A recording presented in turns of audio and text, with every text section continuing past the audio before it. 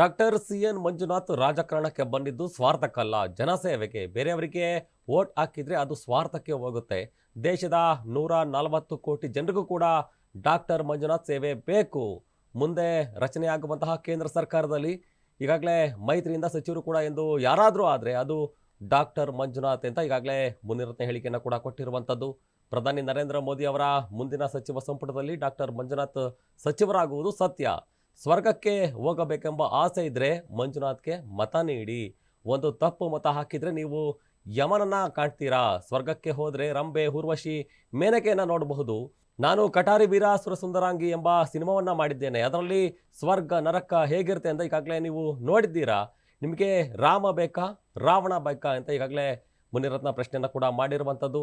ಮತದಾನ ಮಾಡುವಾಗ JDS ಇಲ್ಲ ಎಂದು ಗೊಂದಲಕ್ಕೆ ಒಳಗಾಗಬೇಡಿ. BJP ಹೃದಯದಲ್ಲಿ JDS ಇದೆ, ಮಂಜುನಾಥ್ ಹೃದಯದಲ್ಲಿ JDS ಇದೆ. ಹಾಗಾಗಿ BJPಗೆ ನಿಮ್ಮ ಮತವನ್ನು ನೀಡಿ ಅಂತ ಈಗಾಗಲೇ ಮುನಿರತ್ನ ಮನವಿಯನ್ನು ಕೂಡ ಮಾಡಿದ್ದಾರೆ.